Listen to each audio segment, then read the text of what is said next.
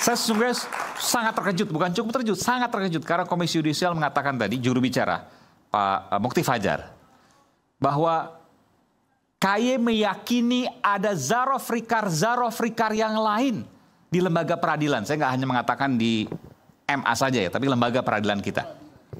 Ya kan sudah, saya nggak perlu sebutkan yang belum. Ya, tapi... Nanti saya beri kesempatan. Oh, oke. Yang sudah. Mohon datanya dikumpulkan.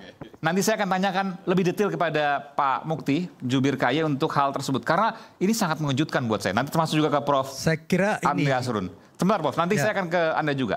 Tapi saya sudah punya tamu dari tadi, saya mau ke Alia Hiroko. Tapi kemudian tertunda-tunda. Saya ke Alia dulu. Alia, iya, Anda saya sebutkan sebagai warga pencari keadilan, betul ya? Iya, benar. Iya, Anda datang waktu itu pekan lalu ke sini untuk kemudian Anda menyampaikan apa yang menjadi kegelisahan Anda. Tadi disampaikan juga oleh Pak Susno, ya, sedikit. Jadi ya, ibunda Anda ini sekarang berada dalam tahanan. Iya, benar sekali. Anda bisa ceritakan kasus? Iya, baik.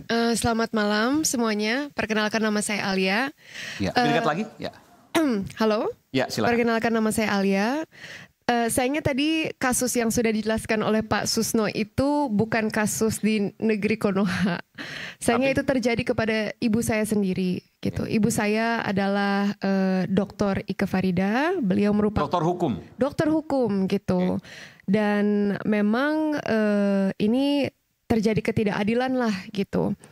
Jadi apa yang terjadi kalau dikaitkan dengan Anda merasa bahwa ibunda Anda dikriminalisasi? Iya. Dokter hukum dikriminalisasi? Iya, benar sekali. Luar biasa, gimana ceritanya? Dan dikriminalisasi. Anda juga pengacara ya, saya tahu ya? Iya.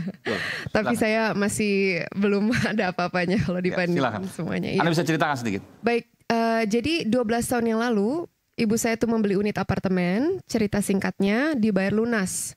Hanya saja memang mungkin pihak pengembang itu tidak ingin melakukan PPJB dengan alasan menikah dengan WNA. Ayah saya itu adalah seorang WNA. Nah ini alasannya sangat tidak masuk akal karena memang sudah ada surat BPN juga yang bilang kalau memang WNI yang menikah dengan WNA itu punya hak yang sama karena mama saya adalah WNI begitu.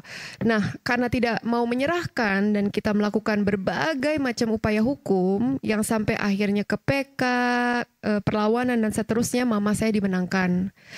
Nah setelah dimenangkan pun tetap mereka melaporkan mama gitu ke Polda Metro sampai PK gitu. Ibu Anda menang? Ya, PK perlawanan dan seterusnya itu sudah sudah menang. Jadi dari pengadilan negeri sampai PK itu menang terus? Kalau dari pengadilan negeri dan pengadilan tinggi ini juga mungkin yang bisa jadi bahasan. Kita tuh menang di PK, jadi di PN dan di PT itu dikalahkan dengan alasan kekeliruan hakim.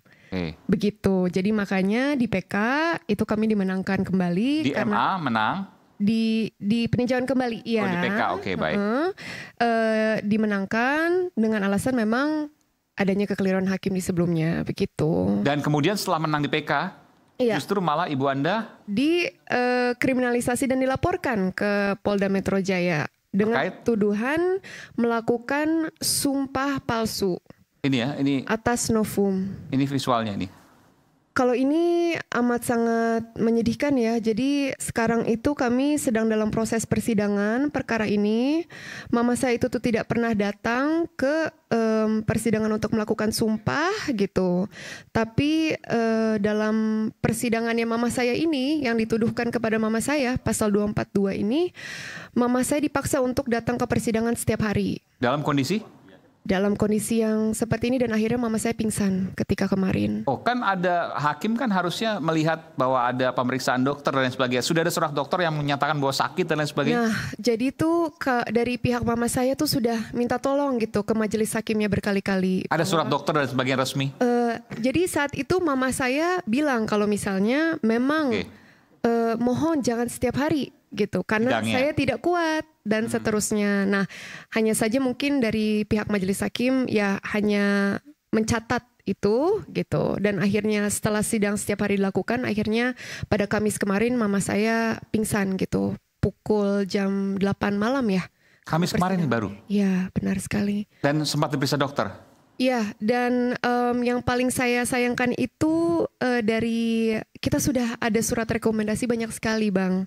Dari Komnas HAM, dari Komnas Perempuan yang bilang kalau misalnya memang ini tindakan kriminalisasi gitu. Komnas HAM, Komnas Perempuan. Benar sekali. Ada surat keluar. Ada Bang, saya ada suratnya gitu. Tapi sayangnya saya merasa seperti yang Pak Susno 2J katakan, yaitu memang yang namanya mafia peradilan itu bukan hanya di peradilan sepertinya. Jadi dari tahap sebelum-sebelumnya memang sudah seperti kalau bahasanya itu di setting gitu kali ya Bang ya gitu. Jadi surat-surat yang pelanggaran HAM tersebut yang kalau menyatakan memang ada terjadi pelanggaran HAM itu semua diabaikan sayangnya. Dan mungkin ini juga mungkin saya bisa minta bantu pencerahannya kira-kira apakah memang pelanggaran hak asasi manusia itu atau surat rekomendasi dari Komnas Coba Anda bacakan yang surat Komnas HAM itu apa yang disampaikan rekomendasinya? Baik. Rekomendasi ya harusnya. Ya benar. Jadi mungkin bagian terakhirnya saja. Oh silakan Bang. Oke, ini adalah surat rekomendasi dari pemberian pendapat HAM dalam perkara. Oke. Kesimpulannya adalah boleh saya bacakan atau silakan. Bacakan? Yang penting aja. Ya baik. Pelindungan hukum terhadap hak saudari Ike Farida dalam putusan PK sebagai bagian dari hak konstitusionalnya.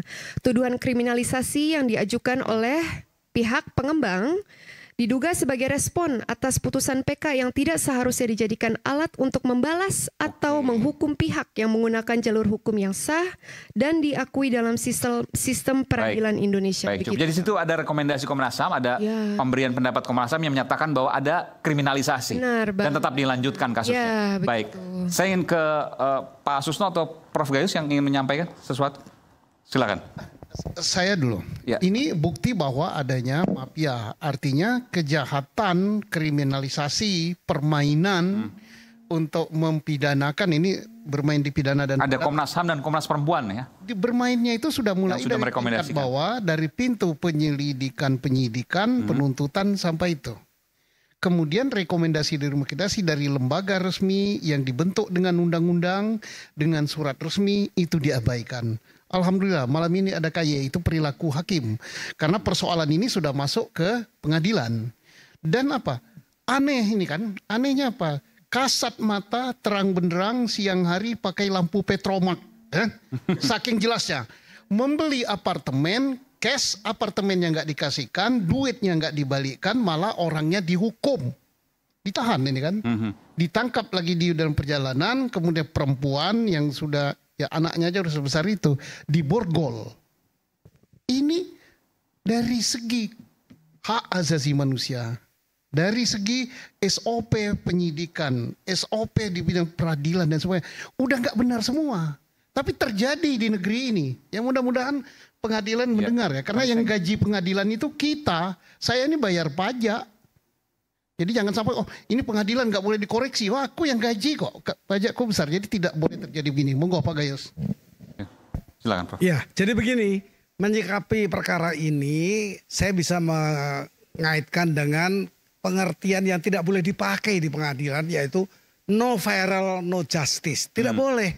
Tetapi satu-satunya jalan ini saya dilakukan, diviralkan ini semestinya. Ini emang luar biasa ya? Ya, supaya publik tahu. Ada kriminalisasi di pengadilan. Ya. Bahkan Prof Gayus yang mantan Hakim Agung pun mengakui ada dugaan kriminalisasi nih. Dalam kasus ini saya katakan iya. Kriminalisasi. Sangat jelas. Membeli apartemen lunas, minta PPJB. PPJB kan. Harusnya bisa. Tetapi karena kenapa tidak bisa? Tentu ada sebabnya. Besar kemungkinan sertifikatnya tidak ada itu. Yang untuk dibuat PWJB atau AJB. AJB terakhir kan. Saya meyakini, jadi ini perkaranya seperti itu. Tidak bisa pengembang memberikan apa diminta oleh pembeli, konsumen, karena tidak punyanya sesuatu yang bisa diserahkan. Jadi di sini timbullah konflik. Konflik ini sudah dimenangkan di Mahkamah Agung. Tetapi kembali dipersoalkan hal-hal yang sudah lalu.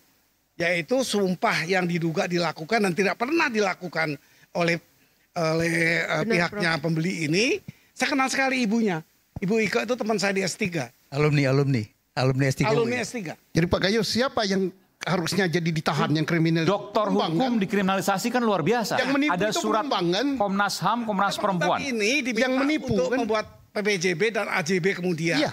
Untuk itu diperlukan sertifikat. Jadi yang kriminal itu siapa? Pengembangnya kan? Tentu Menipu. pengembang yang sudah merasa tidak bisa memenuhi kewajiban Bukan, ini- membalik perkara Ya. ini. Tapi enggak, ini kan hanya satu kasus yang kemudian sangat personal sebenarnya. Ya. Tapi kenapa Direfleksi kemudian saya angkat di rakyat bersuara? Karena ini menunjukkan doktor hukum, ada rekomendasi Komnas HAM, ada rekomendasi Komnas Perempuan, di PK menang. Tapi masih bisa dikriminalisasi. Ada rekomendasi dari gelar perkara? Kalau memang kezaliman mana lagi yang kau dustakan ini?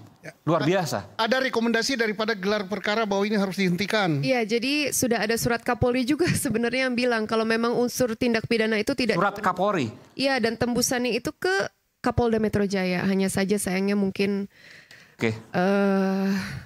tidak diterima mungkin. Saya juga Surat pemberitahuan perkembangan penanganan Dumas kedua. di belakang. Oke. Apa baca? Tuh ya. Oh, pasal yang dikenakan ke ibu disebutkan ini tidak terpenuhi unsur pasal dengan sengaja karena tersangka tidak pernah menghadiri persidangan langsung maupun tidak langsung pada tingkatan PN, tingkatan PT, dan tingkatan MA atau pengetahuan terhadap keberadaan bukti baru atau novum itu tidak pasti sehingga tidak tergambarkan mens rea atau niat jahat tersangka Dr. Ike Farida dalam peristiwa ini. Disebutkan aja di pengadilan mana biar Mahkamah Agung kirim tim supervisi, KAI Silakan. kirim supervisi karena peradilan sedang berlangsung. Jadi ada ini, ada disebutkan aja. PN-nya di mana? Perkaranya bukan perkara baru kan? Ini sudah ada PK, kemudian ada rekomendasi Iya, Komnas, ini- rekomendasi Kapolri, sebutkan aja. Pengadilan mana? Biar disupervisi. Sekarang kalau misalnya yang sedang disidangkan itu di Pengadilan Negeri Jakarta Selatan, perkara nomor 611. Ya, jadi KAI bisa menindaklanjuti. Ini kan ada Mohon juru bantuannya, bicaranya. Pak. Oke. Kemudian Mahkamah Agung mendengar Pak Yanto kan, mendengar Pak Yanto di sana. Tinggal dikirim tim aja. Oke, Prof. Gayus silakan. Ya, jalan keluar apa yang bisa menjadi terangnya perkara ini? Di ranah peradilan perdata itu ada hak somir, mensomir. Artinya apa? Pihak melalui hakim mensomir pihak lain untuk menunjukkan apakah dimilikinya sesuatu dalam sertifikat untuk dilakukan PPJB atau AJB. Kemudian AJB. Ini disomir. Karena apa? Disitulah persoalannya. Sehingga tidak bisa dilakukan PPJB apalagi AJB. Nah, ini perlu dilakukan. Ini ada Yang saya kajian khawatirkan ini. begini ya. Ini kasus Alia ini, Kasus Prof, pidana ini. ini adalah kasus yang Ya, oke. Nah, satu mungkin dari saya nggak tahu ada 1.000, ada jutaan kasus yang lain. Sekarang ini kan ada kasus pidana. Ya. Mungkin nanti akan dipakai sebagai alasan untuk PK kedua untuk membatalkan PK yang pertama ini. Kan strateginya begitu berperkara kira-kira ya. Pidanakan dulu. Pidanakan dulu, baru kemudian dibatalkan PK yang ini. Jadi ada PK kedua. Nah, oleh karena itu saya kira untuk mengatasi persoalan ini memang harus disupervisi. Dipanggil aja hakimnya.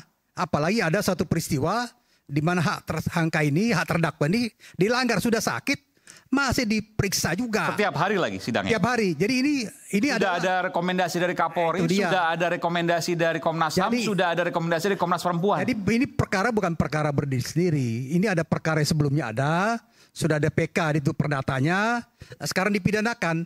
Dengan adanya pidana ini nanti misalnya dinyatakan bersalah, dipakai untuk PK kedua untuk membatalkan PK perdata itu. Ini kan kira-kira strategi berperkaranya begitu. Oke. Kebetulan ada Komisioner KY, Komisi Yudisial. Nanti saya akan pada Pak Mukti Fajar, tapi kita break dulu. Kita akan kembali sesaat lagi. Tetap bersama kami di Rakyat Bersuara.